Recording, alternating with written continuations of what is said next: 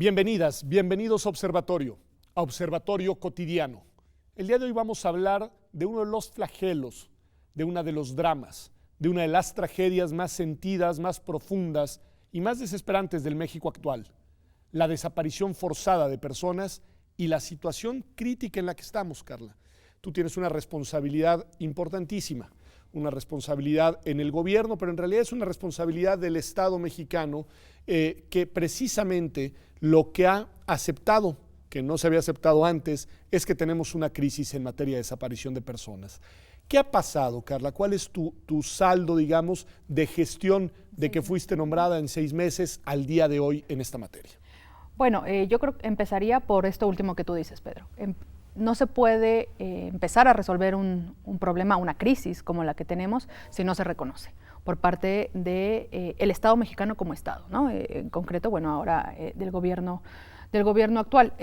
Primero que nada, ya habíamos dicho que desde diciembre del año pasado se reconoce a nivel internacional y a nivel nacional que existe esta crisis en materia de desaparición, que existe una crisis forense, que también por ahí tenemos que hablar un poco más. Y a partir de ahí es que se fortalece la Comisión Nacional de Búsqueda. En realidad se reinstala no solo la Comisión Nacional, sino el Sistema Nacional de Búsqueda. Ya viste tú que en marzo, ¿no?, el presidente reinstala el Sistema Nacional de Búsqueda, porque aquí hay que insistir que no es solo la Comisión Nacional de Búsqueda la encargada de buscar a las decenas de miles. Carácter nacional, además. Exactamente, y de diferentes niveles, ¿no? Que supone una articulación en los distintos órdenes totalmente, de gobierno. Y con toda la complejidad que eso implica, y lo sabemos, ¿no? Sabemos que articular, coordinar, avanzar con las diferentes instituciones en los diferentes niveles no es fácil, y es algo que se ha estado construyendo en estos meses de manera muy importante. Solo por poner un ejemplo, cuando se empieza este mandato en febrero de este año, solamente había aproximadamente 10 comisiones de búsqueda locales creadas, cuando la ley obligaba a los estados desde el año pasado a crearlas, ¿no? Y al día de hoy ya tenemos 27 comisiones de búsqueda. En 6 meses se logró, por ejemplo, algo que no se ha logrado en ya varios años en la Comisión Ejecutiva de Atención a Víctimas, de tener la mayoría de las comisiones estatales funcionando. Entonces, bueno, que existan no quiere decir necesariamente que estén lo suficientemente fortalecidas, eso es cierto. Pero ya están. Pero ya están. ¿Y están en los peores estados? En los peores, perdón por decirlo así, pero los estados más problemáticos en la materia. O sea, tenemos en Tamaulipas, tenemos en Sinaloa, tenemos en Veracruz, tenemos en Guerrero comisiones. Es correcto. ¿Sí? Es correcto, y aún nos falta, ya está por nombrarse comisionados en Sonora y en Baja California Sur, ¿no? Y en Oaxaca también está en proceso de nombramiento. Es decir, vamos construyendo, y sí quiero ser muy clara, evidentemente el hecho que existan no significa que aún estén no fortalecidas que deberían de estar, pero ya existen y se les está dando subsidios por parte de la Federación, y lo que tendrían que hacer los estados para el próximo año pues es dotarles de los recursos humanos y materiales para seguir trabajando. ¿Y tú te articulas con ellos? Sí, ¿Cómo? Sí, con las diferentes, bueno, no solo con las comisiones de búsqueda, sino con las fiscalías de todo el país.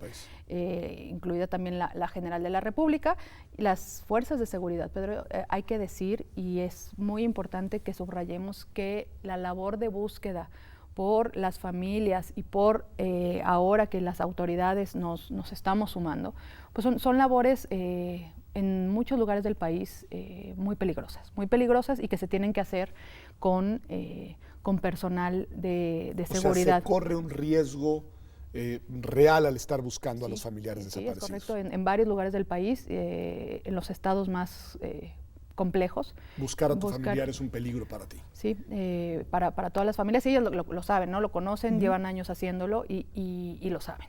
Cuando hablas de crisis, Carla, vale la pena que nos digas pues algunas cifras indicativas, porque dices crisis en materia de desaparición, y ahora quiero que vayamos a la otra que mencionaste, que fue crisis forense. Sí, y yo creo que ahí, Pedro, yo añadiría, cuando preguntas qué es lo que se ha avanzado, es en la rendición de cuentas, y en la determinación, en empezar a construir esta información, esta recopilación de datos, que es importante.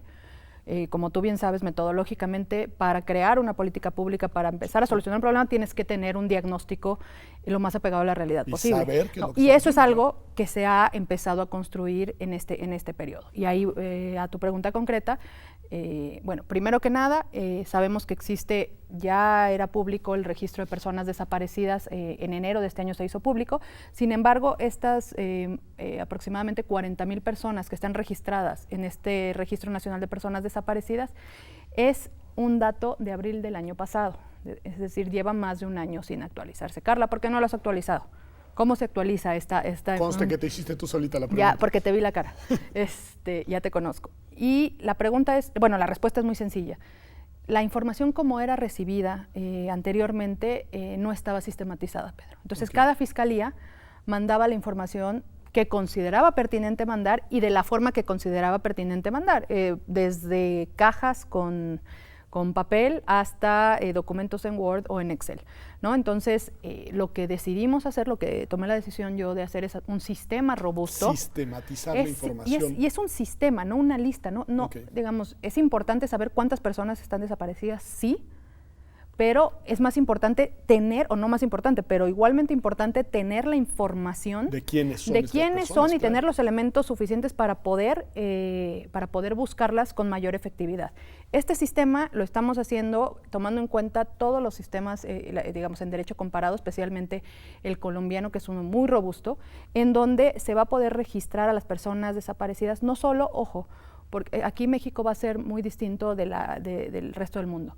No solo de quienes exista una denuncia de desaparición o de desaparición forzada, desaparición por particulares, de secuestro, de trata, es decir, cualquier persona que en el hecho esté desaparecida y que haya sido víctima de uno de estos delitos, sino también, y así lo prevé la ley que impulsaron las familias, que se registre a las personas que incluso no tengan una denuncia. Respecto de quienes no haya una denuncia, sabemos en este país el miedo y la desconfianza que hay la denuncia. Entonces, en este registro que vamos a lanzar ya próximamente, no Pedro... No necesariamente coincide entonces un caso de una persona con una denuncia ante una autoridad. Es correcto, porque además, y las familias te lo dicen todo el tiempo, nosotros conocemos no a una, no a dos, no a tres, a muchísimas personas que no han denunciado. Entonces queremos saber, desde la Comisión Nacional de Búsqueda, tú sabes que a nosotros no nos corresponde investigar, nos corresponde buscar a todas las personas que estén... Eso hay que aclararlo, ¿no? Les corresponde investigar a las fiscalías, es decir, a las autoridades encargadas de la procuración de justicia, no a ustedes. No, a nosotros no somos un ente investigador. Nosotros somos buscadoras y buscadores de personas. Y aquí nada más subrayar, en este sistema donde se va a poder reportar a las personas independientemente de la denuncia, también va a servir no solo a todas esas personas que tienen justificadamente miedo o desconfianza en las autoridades, sino también, y de manera muy importante, a las personas migrantes, ¿no? A las familias de las personas migrantes, que también es doblemente o mucho más difícil interponer una denuncia por desaparición estando en sus países. Dices, nosotros somos buscadores de personas desaparecidas. En este periodo de tiempo, en estos 6 meses de gestión, ¿han encontrado personas? Claro, Pedro, y quiero decir como Sistema Nacional de Búsqueda, ¿no? Sí. Creo que es importante decir que como Sistema Nacional de Búsqueda, en lo cotidiano, se encuentran personas que han sido reportadas como desaparecidas inmediatamente, y la gran mayoría, cuando la búsqueda es inmediata el reporte o la noticia es inmediata, encontramos a mucha gente y la mayoría con vida, ¿no? Esto es importante decirlo. Es un dato interesante, y creo que es importante visibilizar también el trabajo que hace el Sistema Nacional de Búsqueda, las fiscalías, las comisiones, porque pues afortunadamente los encontramos, pero el aparato estatal se activa, ¿no? O sea, no sabemos si lo vamos a encontrar mañana o no, y ojalá lo encontremos mañana o pasado. Y en la gran mayoría se encuentran con vida. Ahora, esto por un lado, ¿no? Hablando de la rendición de cuentas y la información que estamos recabando. También es importante hablar de la crisis forense, como tú me decías. Aquí, antes de hablar de la crisis forense, quiero recordar y reiterar que el principio rector número 1 de Naciones Unidas, y que es retomado en la ley en materia de desaparición con anterioridad, de hecho, es la búsqueda en vida. En vida. ¿No? Entonces, eso hay que dejarlo muy claro para ya después hablar de la crisis forense en nuestro país, porque sabemos que lamentablemente en México existe una posibilidad de que al buscar la persona no que está más... a la persona en vida. Es una probabilidad, ¿no? Entonces, hay diferentes tipos de búsqueda. También cuando hablamos de qué es una buscadora, un buscador, parecería muy obvio decir, saber qué es buscar, pero no es, digamos, somos, creo, el único país en el mundo con una característica de una comisión que busca a las personas que desaparecen el día de hoy y a las que desaparecieron hace 40, 45 años. Y por supuesto que buscar a todas esas personas implica diferentes tipos de búsqueda, ¿no? Existe la búsqueda inmediata, la búsqueda de datos, ¿no? En bases de datos, existe la búsqueda en terreno, en vida y sin vida, ¿no? La búsqueda en penales, la búsqueda en hospitales, la búsqueda... En fosas, leí algo de 3,000 fosas encontradas más hasta de ahora. más de 3,000 fosas desde finales de 2006. Está la búsqueda también jurídica, la búsqueda judicial, tú sabes, los amparos buscadores. Es decir, es una gama amplísima de búsqueda. Ahora, regresando al tema forense, en primer lugar, y hablando de datos y que es importante visibilizar para tomar medidas, uno, en materia forense hemos dado por primera vez desde el gobierno, desde el Estado mexicano asume esta información, más de 3,000 fosas desde finales de 2006 hasta... Y ese ya es un reconocimiento que no se había hecho y que hay que reconocerle al gobierno que lo reconozca. Que nunca se había hecho y hay trabajos muy importantes, y así hay que decirlo, el trabajo hecho por Marcela Turati y varias colegas, ¿no? sobre el trabajo de fosas, también el trabajo que hizo la Ibero. Es decir, había habido esfuerzos muy importantes de parte de sociedad civil y academia para visibilizar estos datos que llamo yo del horror. Pero creo que es también muy importante que desde el Estado mexicano, desde el gobierno mexicano, se esté reconociendo estos datos. Y también, evidentemente, esta información nos las dan los integrantes del sistema, ¿no? Nosotros recibimos esta información de las propias fiscalías, de las propias comisiones. Es decir, es un trabajo que se ha construido desde el Estado mexicano como un Estado. Eso por un lado, el tema de fosas. También desde diciembre para la fecha tenemos ya un registro de cuántas personas han sido identificadas y cuántas han sido entregadas a sus familiares, que también es un dato importante que hay que visibilizar. Y evidentemente nos queda claro que no tiene que ser a partir de solo desde diciembre, simplemente como en este momento tenemos esto que no se había hecho antes. Y lo estamos reconstruyendo, digamos, o pidiendo la información para poder tener esa información de forma retroactiva, ¿no?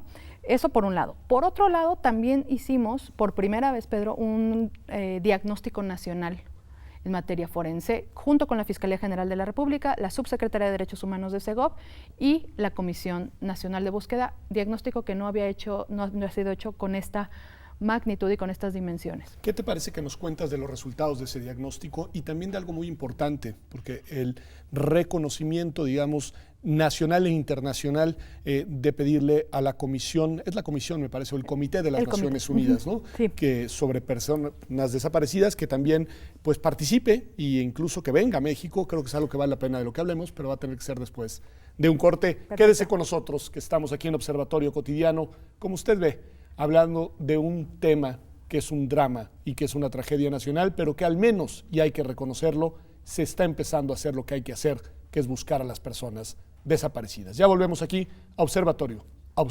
Cotidiano.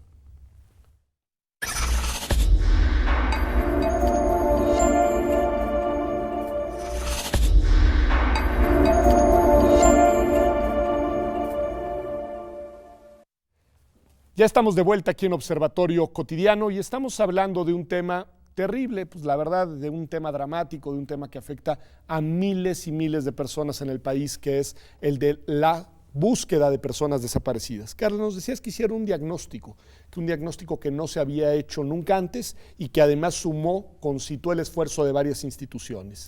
Sí, ¿cuál es el resultado de este diagnóstico? Mira, bueno, primero hay que decir que esta es una primera etapa del diagnóstico. Evidentemente hay mucha información que todavía sigue haciendo falta, pero, insisto, visitamos la mayoría de los más de 250 anfiteatros, Pedro, del país, ¿no? Es decir, no es un cuestionario que usted va llene físicamente. Datos pues muy gravísimos. Por ejemplo, te podría decir que tenemos espacio para tener aproximadamente 5,000 cuerpos en todos los anfiteatros del país, Y solamente en los días que hicimos este diagnóstico teníamos cerca de 8,000. Es decir, solo la foto de ese día eran cerca de más de 3,000 cuerpos, es decir, más de la mitad. Por encima de la capacidad. Por encima de la capacidad de los anfiteatros nacionales, ¿no? Por otro lado, pues bueno, claramente vimos cuáles son las profesiones de los peritos que se encuentran en estos lugares, y la gran mayoría son criminalistas, seguidos por médicos forenses. Y nos dimos cuenta, Pedro, que existe una gran ausencia de antropólogos y arqueólogos forenses, labor que es sumamente importante en un país con tantas fosas, ¿no? Con miles y miles de fosas. Es importante la forma en que se intervienen estas fosas para pues comprender qué fue lo que pasó ahí, digamos. No solo eso, sino también, Pedro, y es algo que las familias han reclamado con muchísima vehemencia y con toda razón, es para un trato digno también de los cuerpos, ¿no? Entonces, bueno, ese es uno de los diagnósticos, la sobrepoblación, digamos, en los anfiteatros, la falta de antropólogos y arqueólogos forenses. También tendríamos que analizar, y eso está pendiente, los salarios, ¿no? Conocemos más o menos los salarios, pero también es importante decirlo porque es una labor muy, muy importante en el país, más en estos momentos. También tenemos que decir que encontramos, si bien es cierto que, y las familias así lo dicen, hay funcionarios que han sido poco sensibles y han sido no solo omisos, ¿no? Sino también obstructores de justicia. También es cierto que encontramos funcionarios comprometidos, ¿no? Entonces, y que han venido diciendo, gritando desde hace años en un estado de los más complejos. Nos decía uno de ellos, es que en este estado, hasta hace 10 años solo cabían en todo el estado 30, o sea, había espacio para 30 cuerpos, cuando en este momento estamos rebasados y nadie nos ha hecho caso en temas estructurales. Tenemos que combatir esto en temas estructurales impresionantes. Y tú sabes que cómo lo han enfrentado otros países, como Chile, por ejemplo, ¿no? Como Colombia. Se tiene que enfrentar esta crisis por diferentes vías. La ordinaria, por supuesto, que fortalecer a las instituciones es algo imprescindible, no hay marcha atrás en eso, y en eso estamos poniendo también mucho esfuerzo, también en actualizar y en llenar todos los vacíos que hay en la legislación interna en la vía ordinaria, pero también, Pedro, y esto es otra cosa muy importante que se está avanzando, en un reclamo que han tenido las familias en todos estos años, en la creación de un mecanismo extraordinario forense, ¿no? Que es algo que estamos construyendo junto con las familias y las diferentes instituciones para poder combatir esta crisis. Ante la crisis, tener un mecanismo extraordinario, especial, que te permita enfrentar una coyuntura como esta. Sí, y de este diagnóstico, uno de los números, de las cifras que salen, y aquí sí yo quiero insistir y lo digo todo el tiempo, no es eso, no son números, no son cifras, son personas y son miles de familias esperando, ¿no? a estas personas, pero es importante determinar que de este diagnóstico lo que podemos saber es que al menos alrededor de 37,000 cuerpos que han pasado por estos anfiteatros no han sido identificados. Y digo al menos 37,000 cuerpos de personas que no sabemos quiénes son. Es correcto. Y sabemos esto porque sabemos que no existe necropsia al respecto. Ahora, de las que existe necropsia, tampoco eso significa que tengamos una identificación, ¿no? Entonces, la siguiente pregunta que nos tendremos que hacer es, ¿y dónde están estos cuerpos? Claro. ¿No? Uno pensaría que tendrían que estar en las fosas comunes y debidamente registrados. Hay estados en donde sí se tiene esta información de manera más precisa y hay estados en que no. También revisamos, por ejemplo, las actas de defunción en donde tú sabes que cuando se lleva una necropsia se está obligado a decir una persona no identificada, la causa de la que murió. Tampoco hay uniformidad ahí.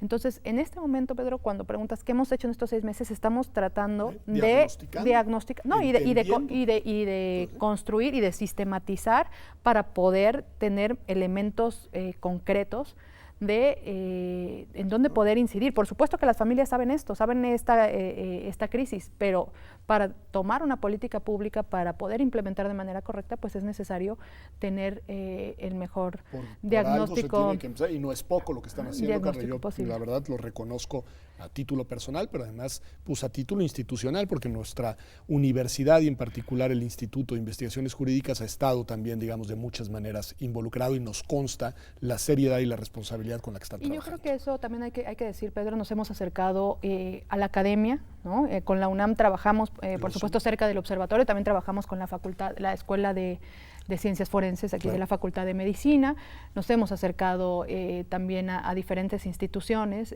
al Centro Geo, ¿no? a diferentes instituciones académicas. Pero por otro lado, nada más ante tu pregunta que me hacías hace un momento, otro de los pasos muy importantes en los que hemos avanzado, y creo que esto da muestra de un cambio radical de postura del Estado mexicano en materia de desaparición de personas, es lo que se anunció el 30 de agosto pasado, que es la aceptación de la competencia del Comité de Naciones Unidas, de la ONU. A ver, cuéntanos un poco eso. ¿Qué es? ¿Por qué es importante? Mira, es importante en materia de acceso a la justicia, por supuesto, porque es una institución internacional, un organismo internacional ante el cual se pueden presentar peticiones y que pueda analizar peticiones concretas de casos específicos de los países que han aceptado esta competencia. México, si bien es cierto que ha aceptado, ha ratificado la Convención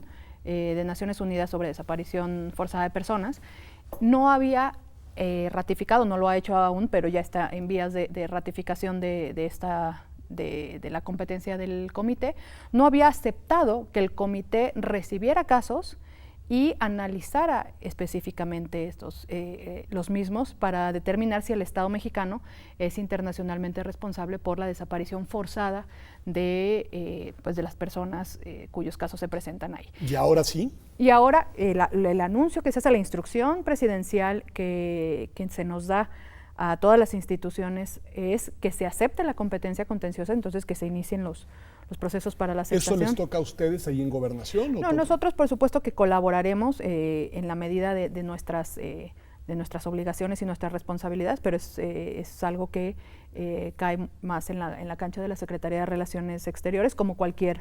o sea, le toca a Relaciones Exteriores esto por tratarse de un asunto de vinculación avanzarlo, y nosotros por supuesto que colaboraremos e impulsaremos todo lo que esté de nuestra parte. Y la otra cosa, Pedro, que es muy, muy importante, es invitar a este comité a que venga a México. Eso no es un tema menor, digamos, México recibe, ¿no? Recibe constantemente a la Comisión Interamericana, recibe a diferentes instituciones de Naciones Unidas, pero en el caso concreto del Comité contra Desaparición Forzada, si tú bien recordarás que hubo, se podría decir incluso hasta una confrontación entre el Estado mexicano y este comité para que no viniera a México, ¿no? Y incluso la solicitud de visita a México es de 2013, Pedro. Es una de las más viejas. Y no ha tenido lugar la visita en estos... Bueno, la instrucción presidencial de que se haga esta visita, y nosotros primero se había propuesto que fuera en agosto, tomando en consideración, en agosto del próximo año, tomando en consideración que acaba de haber cambio de miembros, ¿no? De integrantes del comité. Lo que sí te puedo decir es que terminando esta reunión, la instrucción que recibimos del presidente fue que fuera lo antes posible, que no teníamos por qué... hay que decirlo y hay que reconocerlo. Y evidentemente pues también eso esperemos que se haga lo antes posible. Que se verifique lo antes posible. Una última pregunta, Carla. ¿Ha habido otra iniciativa que ha generado algo de polémica en el mundo, digamos, de la academia, que es el involucramiento de una institución que está más bien abocada a otras tareas, pero que ahora dice que colaborará también con ustedes, que es el CONACYT, el Consejo Nacional de Ciencia y Tecnología, que ha dicho que se involucrará también en coadyuvar al tema de la búsqueda de personas desaparecidas? ¿Qué es este proyecto y qué opinión te merece? Mira, este proyecto que hemos avanzado con el CONACYT tiene su Su base, como ya bien decía yo, desde el Sistema Nacional de Búsqueda tenemos contacto con la academia y con los científicos, y nos parece importante construir estos puentes y que los científicos y los diferentes áreas en la academia se sumen a la responsabilidad y al compromiso de buscar a las personas desaparecidas. ¿De qué forma en concreto con el CONACYT? Se firma un convenio marco con el CONACYT y de ahí se van a desprender convocatorias específicas para trabajar con diferentes instituciones, como es el Centro Geo, la UNAM, obviamente. La UNAM, el CIMAT, el CIDE, ¿no? Diferentes instituciones, es decir, se abrirán convocatorias muy concretas orientadas para que cada institución en el ámbito de su expertise, pues se sume con estas convocatorias a pues apoyar en la búsqueda de personas desaparecidas, ¿no? Si es a través de la ciencia de datos, si es a través de estándares internacionales, si es a través de la normatividad, de revisión de expedientes, si es a través de las matemáticas, ¿no? Si es a través del CIDE, de políticas públicas. Es decir, creo que es pues es una iniciativa en la que se invita a toda la comunidad académica a que se involucre pues en este flagelo, en esta grave crisis en materia de desaparición. Pues me parece importantísimo, Carla. De nuevo, ya lo había hecho en otra ocasión que te habíamos invitado aquí a Observatorio, pero todo mi reconocimiento a ti, a tu equipo de trabajo, al esfuerzo que hacen y la verdad también todo nuestro ánimo, porque sí es un trabajo, me imagino, muy duro, en el cual hay mucho dolor de las personas que buscan a sus familiares y por supuesto mucho dolor potencial también de las personas que han desaparecido en México. Así que gracias por habernos acompañado aquí en Observatorio. Muchas gracias a ti y más bien el reconocimiento para todas las familias que lo han hecho sin duda prácticamente solas estos años. Y que están ahí, que están exigiendo, pidiendo y clamando por justicia y que tienen todo el derecho de hacerlo. Carla. Absolutamente, y bueno, y recordar solamente que es obligación del Estado mexicano responder a esto. Totalmente, pues muchas gracias también a usted por habernos acompañado a esta dolorosa, preocupante, trágica edición de Observatorio, pero sobre un tema que nos obliga a mirarlo de frente y que nos obliga a mirarlo además con solidaridad con las familias y nos impide, nos exige no mirar para otro lado. Nos vemos aquí, como todas las semanas, el próximo martes, en TV UNAM, en Observatorio Cotidiano.